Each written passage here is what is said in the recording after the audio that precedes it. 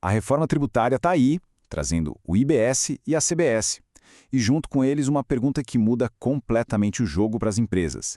Afinal, quando é que se paga o imposto? É na hora da venda? Ou só quando o dinheiro realmente entra no caixa? Bora mergulhar nisso porque a resposta tem vários detalhes. Pois é, essa é a pergunta de R$ 1 milhão, né? E a resposta não é nada simples, porque ela mexe diretamente com o coração de qualquer negócio, o fluxo de caixa. A gente está falando do sangue que corre nas veias da empresa. Então, vamos desvendar esse mistério passo a passo. Beleza. Nosso roteiro é o seguinte. A gente começa com a regra geral, o regime de competência. Depois, olhamos as exceções, que é o regime de caixa. Aí, a gente vê a complicação que é ter uma empresa com os dois sistemas.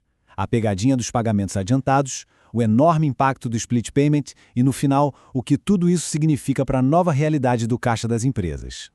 Ok, vamos começar do começo. Para a gente entender a lógica do IBS e da CBS, a gente precisa primeiro entender o princípio básico que manda em tudo. A regra geral é o chamado regime de competência. E o que é isso na prática? Olha, é simples. O que importa é o fato, o evento econômico, e não o dinheiro. A nota fiscal foi emitida, o serviço foi prestado, pronto. O imposto já nasceu ali. Não importa se o cliente vai pagar à vista em 30, 60, 90 dias. A dívida com o governo já existe.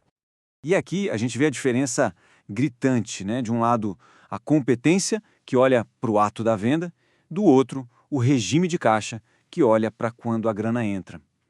Para IBS e CBS, a regra é a competência. Mas, como sempre, é na exceção que a história começa a ficar interessante. E, claro, toda regra tem sua exceção e aqui não é diferente. Existem alguns setores bem específicos onde o governo disse, ok, para vocês, a regra é outra. O imposto só vai ser devido quando o dinheiro de fato pingar na conta. Olha só quais são. Percebe o padrão? É tudo ligado ao setor imobiliário.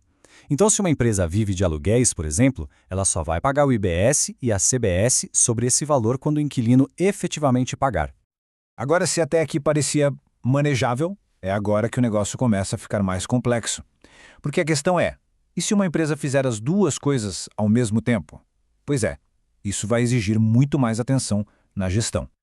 Pensa só no cenário. Um único CNPJ, uma única empresa, mas com tipos de receita que seguem regras de tempo completamente diferentes para o mesmíssimo imposto. Isso é uma quebra de paradigma total com o que a gente conhecia. Vamos pegar um exemplo para ficar bem claro. Uma imobiliária vende um apartamento. Essa venda vai ser tributada pela competência. A mesmíssima empresa aluga uma sala comercial, essa receita do aluguel já vai ser pelo regime de caixa. Imagina a ginástica na hora de fechar o mês para conciliar esses dois mundos. E não para por aí. Tem mais uma camada de complexidade: o desalinhamento com os outros impostos. Antes, com o PIS e COFINS, a regra era alinhadinha com a do imposto de renda. Agora a conversa é outra. Uma empresa pode ser do lucro presumido e optar pelo regime de caixa para o IRPJ, mas vai ser obrigada a seguir a competência para o IBS e CBS. Pensa na confusão operacional que isso pode gerar. Beleza, vamos para outra situação super comum. E o famoso pagamento adiantado. O que acontece quando o cliente paga por algo antes de receber? Olha que curioso, aqui a lógica se inverte por um momento. Mesmo para quem está na regra geral, a da competência, se receber um adiantamento, o imposto sobre aquele valor já é devido na hora que o dinheiro entra. Funciona como um gatilho de caixa.